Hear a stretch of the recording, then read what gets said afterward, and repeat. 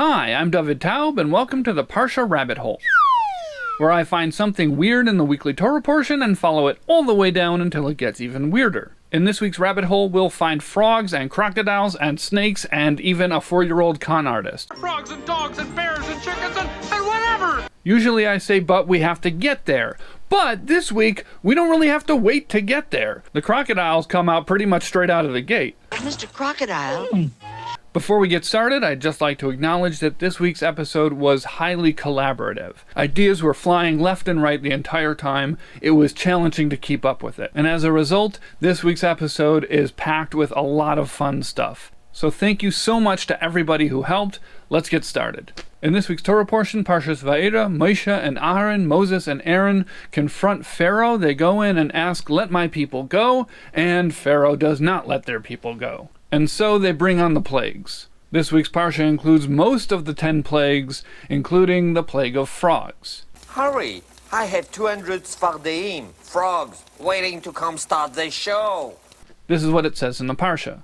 V'imoin ata l'shaleach hine anechi negev es kol gevulcha betzvardim. And if you refuse to let them go, behold, I will smite all your borders with frogs. Now, I don't know about you, but I've always found the plague of frogs a little bit funny. I don't mean to be unsympathetic to the pain of the Egyptians. I know that they went through a lot and it wasn't fun, but it's still frogs. The word smite is kind of funny there. To be smoten, smitten? Smitten sounds cute. Smoted? Smited with frogs. It seems like more of a nuisance than a plague, but I guess if I had frogs everywhere, I'd be upset about it too. But I wish you'd be careful about what you say about frogs. Right, guys? Right. Anyways, I bring it up because the commentaries actually deal with it, but we'll get back to that later. Another interesting thing about the plague of frogs is that it didn't completely end. All the other plagues ended and they were completely removed, but with the plague of frogs, Moshe Rabbeinu says this. V'soru hatzfardim mimcha umebatecha umeavadecha umeamecha rak bayor tishoarna. The frogs will be removed from you, from your houses, from your servants, and from your people. They will remain only in the river. Okay, so the frogs are removed from most of Egypt, but they're still lurking in the river to torment the Egyptians, apparently. But what if the frogs in the plague of frogs weren't frogs? According to Ibn Ezra, the word tzvardeya, frog, might mean something else. And here's what he says. He starts with the word negev, smite, and points out that based on this, the frogs should be destructive. And then he says that there's a disagreement among the Torah commentaries as to what is a tzvardeya. He says that according to most commentaries, it's a creature that's called in Arabic al-timsach, and it comes out of the water and hunts people. So that sounds very different than frogs. Okay, so before we continue with Ibn Ezra, let's clarify, what does timsach mean? It's an Arabic word which originally comes from Egyptian, and it means crocodile. So according to Ibn Ezra, there are many commentaries that say that the plague of frogs was actually the plague of crocodiles. Hi there. I just want to point out something that was fun to me, that the word in ancient Egyptian for crocodile has a little picture of a crocodile in it. Apparently that crocodile symbol is being used as a declarative here, symbolizing that this word is part of a group of words having something to do with crocodiles. In this case, it means crocodile. I guess it's kind of like ATM machine. It's kind of redundant, but it helps. Okay, so then Ibn Ezra continues and says that according to other opinions, it's the tiny fish that lives in the rivers and is constantly making noise. Fish here doesn't mean fish the way we usually use it. It means fish the way Torah uses it, which means a creature that lives in the water. So in this case, Ibn Ezra is referring to frogs. So, according to Ibn Ezra, most commentaries say that tzvardeya means crocodile. And some commentaries say that it means frog. And Ibn Ezra concludes that he thinks frog is the better fit here. I guess even though crocodiles are generally more destructive, in this case the frogs were destructive enough. So he's on Team Frog. So when I first started exploring topics for this week's episode, somebody on the group suggested this commentary. They said, hey, there's a commentary from Ibn Ezra that says that the plague of frogs might have been the plague of crocodiles. And I had heard this before, but I looked at it again, and I saw that in the end he decides that it's frogs. So, where's the trail? And so I said on the group, it's a cool idea, but I don't think the trail is very long. It's not going to take me anywhere. I was wrong. The crocodile rabbit hole is very deep, and there is tons of fun stuff. So that's what our rabbit hole is all about today. It's about crocodiles. So if you're ready, let's dive into the crocodile hole. Okay, let's start at the beginning. As far as I can tell, the first commentary to mention the idea of Tzfardeia being a crocodile is Rabbeinu Chananel. He's explaining the verse that says that the Tzfardeia will remain only in the river. And he says that's why to this day, the Timsach, the crocodile, remains in the Nile River. And he says sometimes it comes out of the water and it swallows up everything it finds, and it can swallow 2 or 3 human beings at once, and its body is impervious to arrows and spears. We want to hear all about your armor. Does it really protect you? Oh, most definitely. And the only way to kill it is by targeting its belly. And he says that it's poisonous, even if it's dead and somebody touches it, it can poison them. Which, by the way, I checked, and that doesn't seem to match up with any current observations of crocodiles. Anyways, Rabbeinu Chananel concludes by pointing out the power of Moshe Rabbeinu's words, that just by saying that this creature will remain only in the river, through the power of those words, we have crocodiles in the Nile River to this day. Which I think is a really cool idea. So even though Ibn Ezra says that most commentaries interpret Tzfardeia as crocodile, there doesn't seem to actually be a lot of supporters for that opinion. But there are a few commentaries who are on Team Crocodile, including Abarbanel, who lived in the very late 1400s in Portugal and Spain. Usually I let the on-screen graphics do all this work for me, but it's going to come back. First of all, he acknowledges that most commentaries disagree with Rabbeinu Chananel, but he says that he thinks it makes more sense, and here's why. First of all, he goes back to the word negef, I will smite you with frogs. He says this terminology of negifa, smiting, is only used with the plagues that were deadly, and therefore it makes more sense that this plague was crocodiles rather than frogs. Another proof is that it says that these creatures will remain only in the river, meaning the river, the Nile River. And frogs live everywhere. He's a Caribbean amphibian. But crocodiles are only in the Nile River. So I think those are some pretty compelling proofs. Now I know you're going to say, hey, there are crocodiles everywhere. And Abarbanel addresses this and actually talks about crocodile migration, but it was very long and very complicated, and I didn't understand it, and I'm not going to try to explain it. But I think a better argument would be, name me one species of crocodile. You're going to say Nile crocodile, because that's the only one you can think of. So yeah, there might be crocodiles everywhere, but I still think it's a pretty strong argument that, like, the main crocodile that we think of when we think of crocodiles is in the Nile River. Okay, so remember how I mentioned that it was going to come back, that Abarbanel lived in Spain and Portugal in the very late 1400s? Well, here's where that happens. As part of his description of crocodiles and how ferocious they can be, he mentioned that there is an island that's known today as Crocodile Island. And all of the inhabitants of this island have to constantly be fending off crocodile attacks, and that they've eaten most of the children of the inhabitants of this island. And then he tells us that 14 years ago, the King of Portugal sent 2,000 Jewish children to this island, and that they've already multiplied there, and most of the island is inhabited by them. Okay, so, whoa.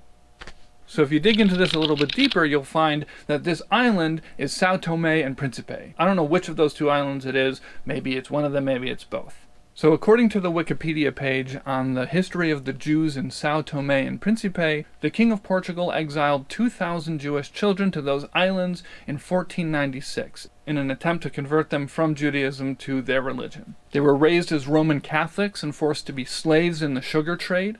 And according to Wikipedia, only a year after being deported, there was only 600 of them left, which is different and much sadder than Abarbanel's account. And according to Wikipedia, it worked, even though to this day, many of the inhabitants of the island are descendants of those children. By the 18th century, there was no recognizable Jewish practice on that island at all.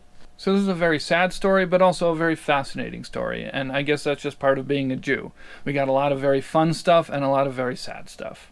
So now let's move on to some more fun stuff. Before we got into the sad Crocodile Island story, we were left with a problem, a disagreement between Torah commentaries whether or not the plague of frogs was the plague of frogs or the plague of crocodiles. But the Netziv finds a way to reconcile this. So as we've already established, a big part of the frog-crocodile controversy revolves around the word negef, smite. Smite should mean a deadly plague, and crocodiles are certainly more deadly than most frogs. But the Netziv says that there was actually 2 different levels of this plague. There was one level that affected Pharaoh and his court, and another level that affected the rest of the Egyptians. And so he says that there was actually 2 different types of Tzfardeia. One type which was the frog, and one type was the crocodile. So for most of Egypt, this was the plague of frogs, and it was mostly just a very upsetting nuisance. But for Pharaoh and his court, it was a deadlier plague of crocodiles who came out of the river and ate people.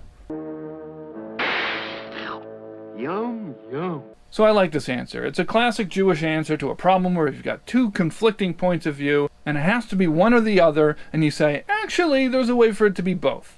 Now, let's jump back 1,000 years to Saadia Gaon, who lived in the 900s. He mentions crocodiles in a different context, where he's talking about the fish that were created during the days of creation. He describes crocodiles as semi-aquatic. They can spend a lot of time out of the water, and he says that they run along the shore to find their mate, and that the female crocodile lays its eggs on the shore of the river. Let's lay an egg. And when the eggs hatch, the part that falls into the river becomes a crocodile, and the part that remains on land goes out into the desert and becomes an skink.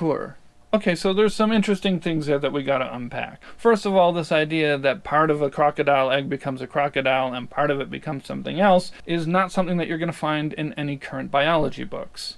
And I'm not gonna deal with that.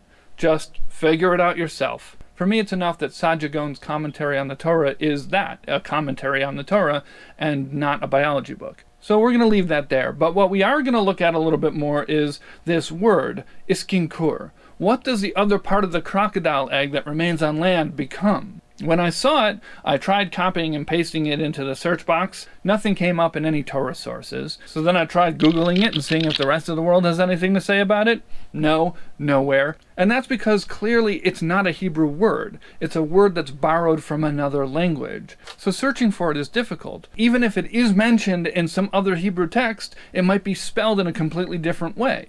And it's hard to search for it in its original language because I don't know exactly what vowels to put in there, and also because it might not even be a word that's in Latin characters. So for now, we're just going to leave it as a mystery, but we're going to come back to it. So before we move on, there's one more crocodile connection that I think warrants mention, and that is that Saadia Gaon was born in Fayum, Egypt, which centuries earlier was known as Crocodileopolis. And it was called Crocodileopolis because it was the religious capital of the worship of the Egyptian crocodile god. The crocodile god, Who they worshipped in the form of an actual live crocodile, which they adorned with gold and jewels, and it lived in a ceremonial pond inside of a temple. And it survived on food that was fed to it by the priests that was given to it by visitors. Which to me sounds kind of like a tourist trap. You go to Crocodileopolis, you buy some t-shirts, you get some overpriced food to feed to the crocodile god, and then hopefully your farm has a good season. But it does seem like by the time Saadia Gaon came around, there wasn't a lot of actual crocodiles to see. I say that because I imagine the whole egg thing came from a book. And that idea of Torah scholars grappling with descriptions in Torah of animals that they might not have had personal experiences with brings us to the next part of the rabbit hole. We're going to get back into crocodiles, but in order to get there, we have to make a short detour into fish. Oh, I wish I hadn't killed that fish. The Torah gives us two signs for a kosher fish. In order for a fish to be kosher, it has to have fins and scales. The Mishnah tells us a rule that can make finding kosher fish a little bit easier. It says that all fish that have scales have fins. There are some fish that have fins but no scales, but there are no fish that have scales but no fins. And therefore, if you have a piece of fish in front of you that has scales on it, but you can't see the rest of the animal and you don't know if it had fins, you can follow this rule and say, hey, if this piece of fish has scales on it, it must have come from an animal that also has fins, because every fish that has scales also has fins. But there's a story from the Tosfos Yom Tov where he was presented with a situation that challenged this rule. He said that when he used to be in charge of the Beis Din in Vienna, somebody brought to him a specimen, a fish called the Stincus marinus. It was a fish that had scales and 4 legs but no fins. And the doctor told him that this stincus is poisonous and that its poison can be extracted and used to create medicines. So the question was, is the stincus kosher or not kosher? And either way, you've got a problem. If the stincus is in fact a fish with scales and no fins, and it's not kosher, then that would mean that the Mishnah is wrong, which would be very problematic to say. On the other hand, you could say that the legs count as fins, and therefore this is a fish that has scales and it has fins, it has leg fins, which would make it kosher. But then the problem in that case is that the Torah is telling us to eat a poisoned fish. So either way, we got a problem. Either the stinkus is a non-kosher fish, it has scales but no fins, which would mean that the Mishnah is wrong and that there's an exception to the rule, or the stinkus is kosher because its legs count as fins, in which case the Torah is trying to poison us. If, in fact, you've consumed the venom of the blowfish, you have 24 hours to live. And the Tosfos Yom Tov says that he was taken aback. He was surprised. He didn't know how to answer it.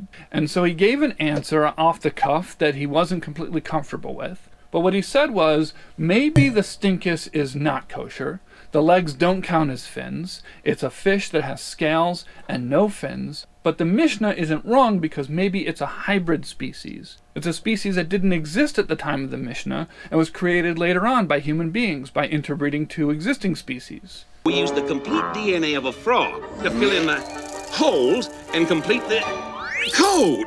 So that's an exciting story for a lot of reasons, but the main one being that we are introduced to an animal called a stinkus.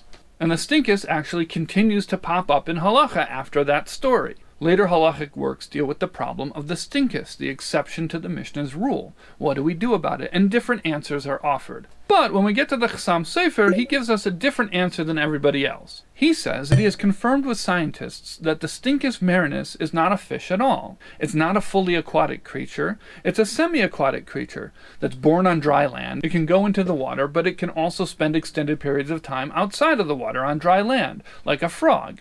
And then he says that the stinkus is actually a type of tiny crocodile, which he points out is what Rabbeinu Chananel says a tzvardeya is. Okay, exciting, now we got back to crocodiles. But what is this stinkus? It seems that most modern scholars agree that the stinkus is actually the skinkus, or the skink. A skink is a type of reptile. There's a lot of different species of it. Some of them are poisonous, and some of them look surprisingly like a fish with legs. But this isn't the end of the skink-crocodile connection. If we jump back to Saadia Gaon, remember he said that when the crocodile egg hatches, the part that falls into the water becomes a crocodile, and the part that remains on land crawls off into the desert and becomes an iskinkur. What's an iskinkur? It's an Arabic word for skink, which means that in the 1600s, the Tosfos Yom Tov was introduced to the stinkus, which was actually a skink, and he thought it was a fish with scales and no fins. And this perplexed halachic scholars for hundreds of years, until the 1800s, when the Chassam Sofer revealed that the stinkus, or the skink, is actually not a fish at all. It is a reptile. But apparently Saadia Gaon knew about the skink-crocodile connection nearly 1,000 years earlier, so it seems like somehow that information got lost. Okay, so far down the rabbit hole, what we've discovered is that frogs might be crocodiles and skinks might be crocodiles. And now we're going to find out that maybe something else is a crocodile. Ridiculous story, I don't know I mentioned earlier that in last week's Parshah, Hashem gives Moshe Rabbeinu a miracle to perform, to prove to the Jewish people that he's spoken to God. And Hashem told him to throw his staff onto the ground, and it became a nachash, a snake. In this week's Parsha, Aaron performs the same miracle in front of Pharaoh. He throws his staff down onto the ground, and it becomes a snake. That's how everyone translates it. That's how you've heard the story. But it doesn't use the same word. This is what it says in the Parsha. V'yishlach Aaron es matehu lifnei Pharaoh v'lifnei avadav v'yihi l'sanin. Aaron threw his rod before Pharaoh and before his servants, and it became a tanin. So it's a different word. Back in the desert, when Moshe Rabbeinu threw his stick onto the ground, it says it turned into a nachash. Here, when Aaron threw the stick onto the ground in front of Pharaoh, it says it became a tanin. Now you might be aware that the modern Hebrew word for crocodile is tanin.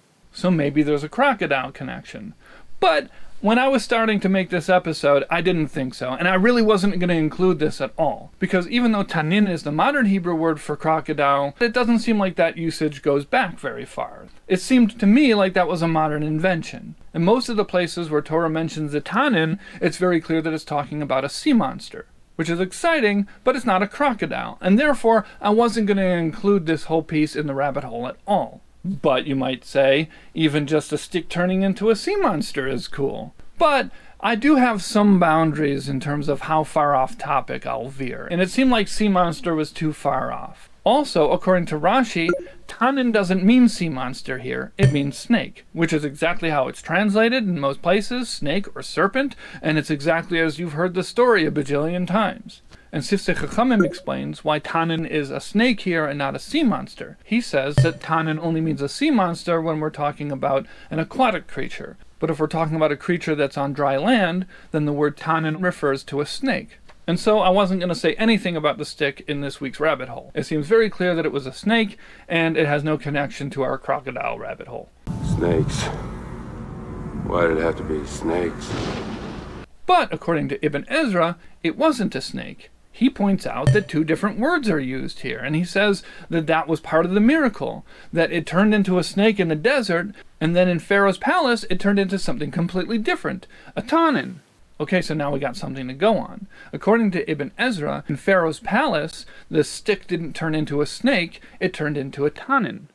Now, is that a sea monster or a crocodile? Now, there are a lot of modern translations that translate tanin in many different places as crocodile. Not here, but in other places in Torah. But that alone wasn't enough for me to rely on.